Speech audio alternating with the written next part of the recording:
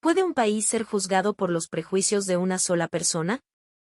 ¿Qué sucede cuando la realidad destroza por completo una mentira construida con odio? Esta es la historia de Hannah, una joven estudiante alemana a la que su profesor le prohibió viajar a México, describiéndolo como una tierra de narcos, sucia y peligrosa. Pero ella y su orquesta decidieron desobedecer. Lo que encontraron al llegar a la central de autobuses del norte en la Ciudad de México los dejó en un estado de shock tan profundo que cambiaría sus vidas para siempre. Acompáñenme a descubrir qué fue lo que vieron. Mi nombre es Hannah y, hasta hace poco, mi vida era una partitura perfectamente ordenada. Como directora de orquesta en la prestigiosa Universidad de Música y Teatro de Múnich, mi mundo se regía por la disciplina, la precisión y la fría belleza de la música clásica europea. El aire en nuestros salones de ensayo era siempre denso, cargado de historia y de una exigencia casi palpable.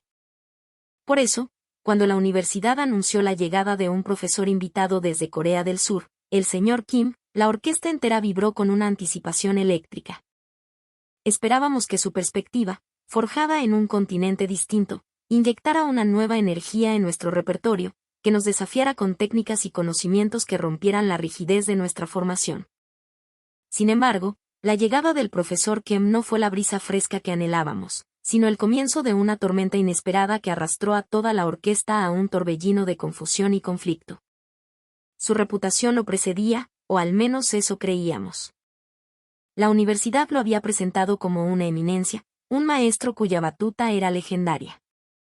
Pero sus clases resultaron ser decepcionantemente planas. Su dirección carecía de la pasión y la profundidad que caracterizaba a nuestros mentores alemanes. Se sentía como una interpretación mecánica, una ejecución técnica sin alma.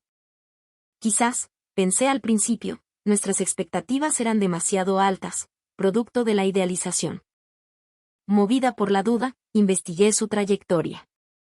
Mi corazón se encogió un poco al descubrir que su currículum estaba vacío de premios importantes o de alguna experiencia práctica que justificara su supuesta genialidad.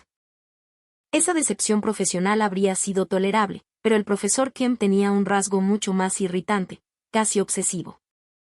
Durante nuestras clases de dirección y ejecución orquestal, en momentos que debían estar dedicados al análisis de una sinfonía de Beethoven o un concierto de Mozart, él desviaba la conversación hacia un tema que no tenía ninguna relación con la música, México. Y no eran comentarios casuales. Sus diatribas ocupaban, sin exagerar, más de la mitad del tiempo de clase. Con una convicción escalofriante, repetía una y otra vez que México era un país pobre y tercermundista, una tierra sin ley gobernada por narcos, un lugar sucio y peligroso al que viajar era, según sus palabras, una pérdida total de tiempo y un riesgo para la vida. Para ilustrar sus puntos, proyectaba imágenes granuladas y sacadas de contexto, callejones oscuros, barrios marginales, escenas que parecían sacadas de una película de acción de bajo presupuesto. Las presentaba como la única realidad de un país de más de 100 millones de habitantes. Miren, decía con desdén, este es el verdadero México. No se dejen engañar por las postales turísticas. Lo que comenzó como una extraña manía se convirtió en un sabotaje directo. Movido por un inexplicable rencor, el profesor Kim usó su influencia para cancelar unilateralmente nuestra participación en el prestigioso Festival Internacional de Orquestas Juveniles que se celebraría en la Ciudad de México. Ese fue el punto de quiebre. ¿Cómo podía permitirse algo así? La indignación comenzó a hervir dentro de mí. Mis compañeros de la orquesta compartían mi sentir, aunque en silencio. El miedo a las represalias académicas los mantenía callados, pero podía ver la frustración en sus ojos. Lo más preocupante fue que algunos, los más jóvenes e impresionables, comenzaron a internalizar el veneno del profesor. Frases como realmente es tan peligroso, o quizás tenga razón empezaron a escucharse en los pasillos.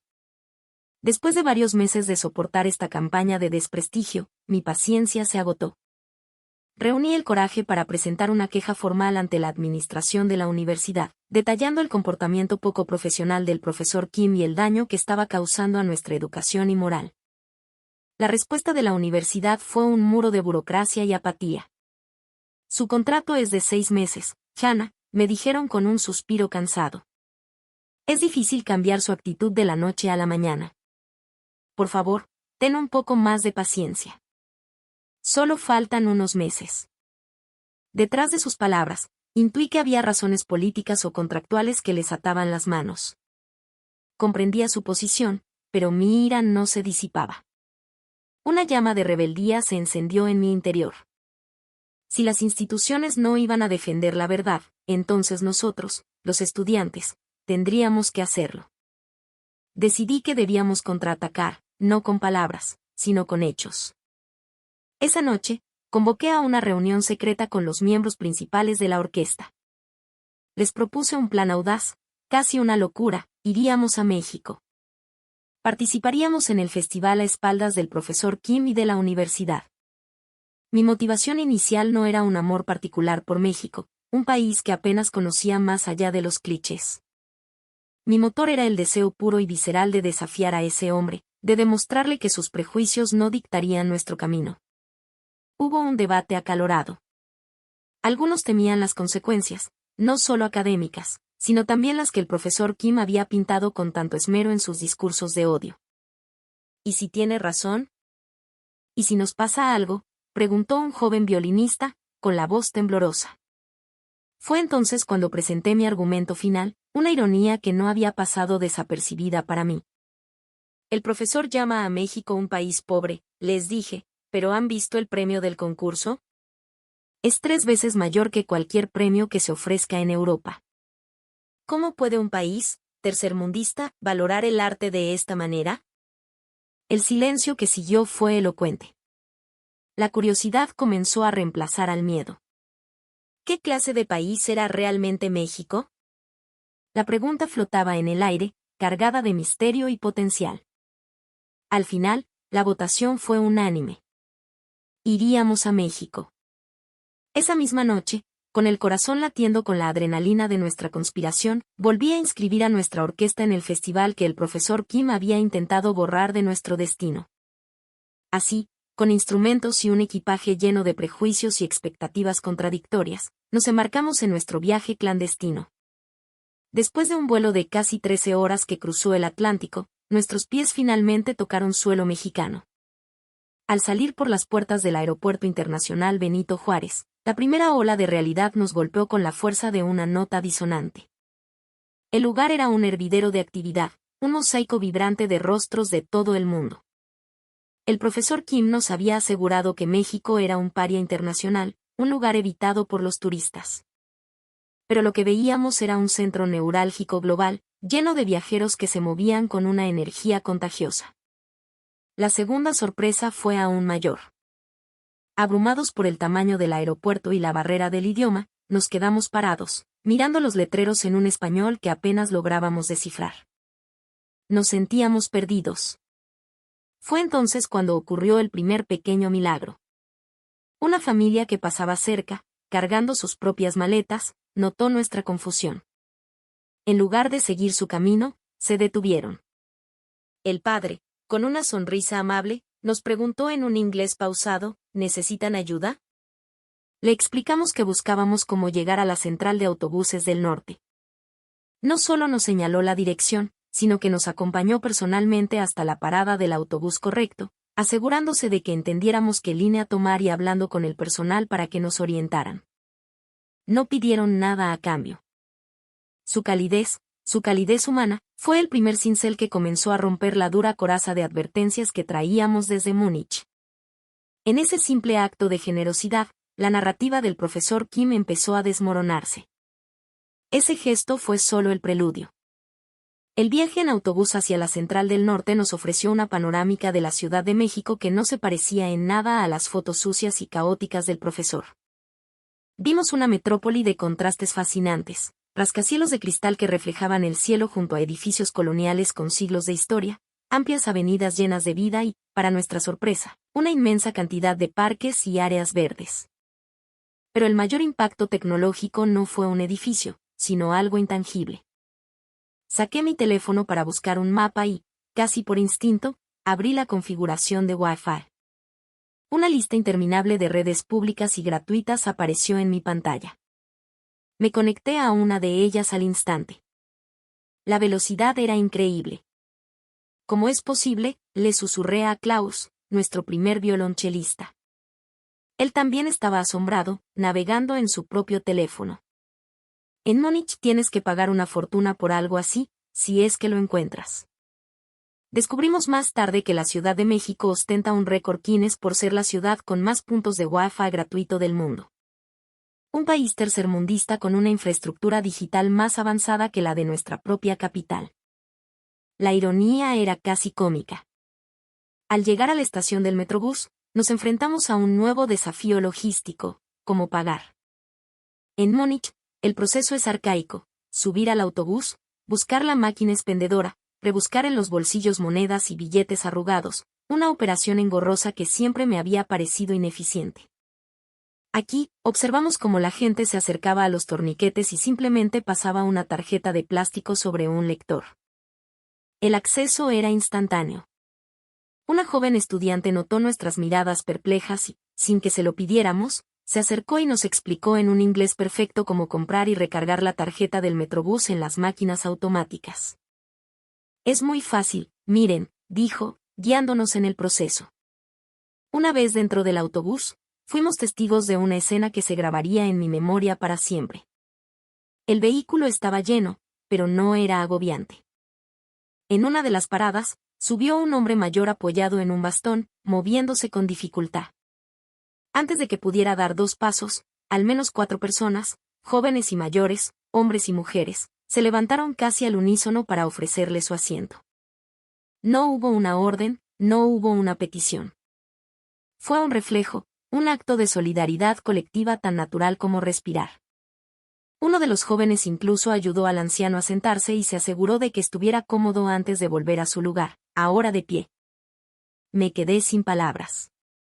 Comparé esa escena con la fría indiferencia de los transportes públicos en Europa, donde cada uno está inmerso en su propio mundo, a menudo con los audífonos puestos, ignorando a los demás. Esta calidez comunitaria, este cuidado mutuo, no era algo que se pudiera construir con tecnología o dinero.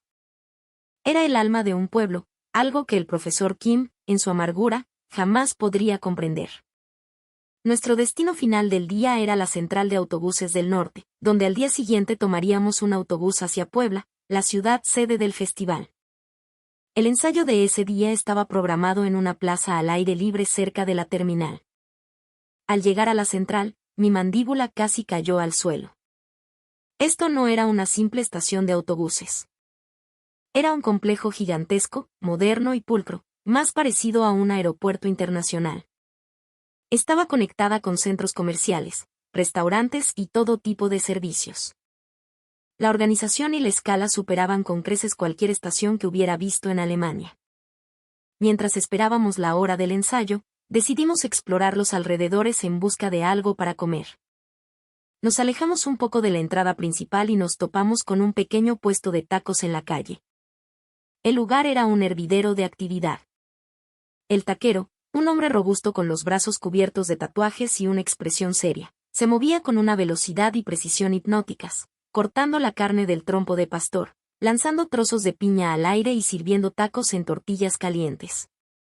Confieso que sentí un instante de duda, un eco de las advertencias del profesor sobre la comida sucia de la calle. Pero el aroma era irresistible y la larga fila de clientes locales era la mejor recomendación. Pedimos con señas y algo de español improvisado. Los tacos que comimos ese día fueron una revelación, una explosión de sabor que avergonzaba a cualquier restaurante de comida mexicana en Europa. Comimos de pie, maravillados, y en medio de la emoción y la prisa por volver para el ensayo, reanudamos nuestro camino. Apenas habíamos avanzado 50 metros cuando escuchamos un grito a nuestras espaldas: «¡Joven! Oiga, la guerita». Nos giramos y vimos al taquero, el hombre de aspecto rudo, corriendo hacia nosotros con el ceño fruncido. Mi primer pensamiento fue de pánico. ¿Qué hicimos mal? Se detuvo frente a mí, respirando agitadamente, y extendió la mano. En ella estaba mi teléfono. Lo había dejado sobre el mostrador al pagar. Me lo entregó, asintió bruscamente con la cabeza y, sin esperar mi agradecimiento balbuceado, se dio la vuelta y trotó de regreso a su puesto, a su montaña de carne y tortillas. Me quedé allí, con el teléfono en la mano, completamente atónita. Un hombre que trabajaba en la calle, que podría haber vendido mi teléfono por una suma considerable, había dejado su negocio para correrme y devolverme mi propiedad. La honestidad de los pobres, pensé, recordando el nuevo tema que discutíamos. Esa honestidad valía más que todos los lujos de Múnich. En ese momento, la imagen de México que el profesor Kim había construido con tanto esmero no solo se agrietó, sino que se hizo añicos, convirtiéndose en polvo. Llegamos a la plaza subterránea designada para nuestro ensayo. Era un espacio amplio, y ya se habían colocado sillas para el público. Mucha gente, transeúntes y curiosos, ya estaba sentada, esperando con una visible expectación. Coloqué la partitura en mi atril, tomé mi batuta y, mientras los miembros de la orquesta afinaban sus instrumentos, un escalofrío de inquietud me recorrió. Algo no estaba bien. Miré a mi alrededor, analizando el entorno. Y entonces lo comprendí. No había ni un solo guardia de seguridad. Ni un policía. Nada.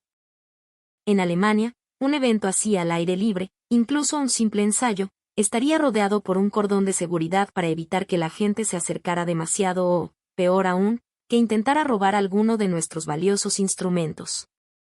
A pesar de las experiencias positivas del día, mis instintos europeos, entrenados en la desconfianza, se activaron.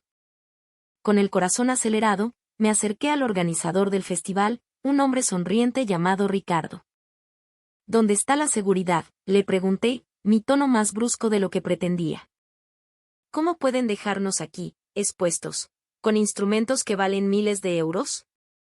Ricardo, en lugar de ofenderse, soltó una carcajada cálida y sonora.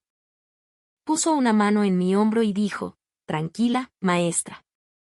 Esto es México, no Múnich. Aquí la gente no viene a robar a los músicos, viene a escucharlos. El público es su seguridad. Confíe en ellos. Confíe en mi gente. Sus palabras, dichas con una certeza tan serena, me desarmaron. Aunque una parte de mí seguía escéptica, la urgencia del tiempo me obligó a ceder. Con un nudo de miedo todavía en el estómago, levanté la batuta y di la primera entrada. El ensayo duró unos 30 minutos. Y Ricardo tenía razón. Nadie se acercó indebidamente. La gente escuchaba en un silencio respetuoso, absortos en la música. Cuando la última nota de la última pieza se desvaneció en el aire, ocurrió algo mágico. El público no solo aplaudió. Se pusieron de pie de un salto, y la plaza retumbó con gritos de ¡bravo! ¡Bravo! Pero no terminó ahí. Varias personas se acercaron al borde de nuestro escenario improvisado. Un señor mayor nos ofreció una bolsa llena de pan dulce recién horneado. Una mujer joven nos entregó un ramo de flores de colores vibrantes que había comprado en un puesto cercano. Otra familia nos tendió botellas de agua fría. Para que se refresquen, muchachos. ¡Qué hermoso tocan! Bienvenidos a México, decían con sonrisas genuinas. Fue en ese instante que mis defensas se vinieron abajo. Las lágrimas comenzaron a brotar de mis ojos, incontrolables. Me sentí profundamente avergonzada.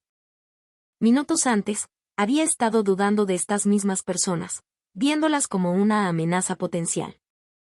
Y ellos, a cambio de nuestra música, nos ofrecían su comida, sus flores, su gratitud, su corazón. Habíamos llegado a su país con el alma envenenada por las mentiras de un hombre amargado, y ellos nos estaban curando con una generosidad abrumadora. Miré a mis compañeros de orquesta. No era la única que lloraba. Varios tenían los ojos enrojecidos, conmovidos hasta lo más profundo por esa conexión humana tan pura y espontánea. En ese momento, comprendí que la riqueza de México no estaba en sus edificios o su tecnología, sino en el espíritu de su gente. Al día siguiente, en el concurso oficial, tocamos como nunca antes. No lo hicimos por el premio ni por la competencia. Tocamos para la gente de México, como agradecimiento por la lección de humildad y humanidad que nos habían dado. La música fluyó desde un lugar nuevo, un lugar de gratitud y asombro.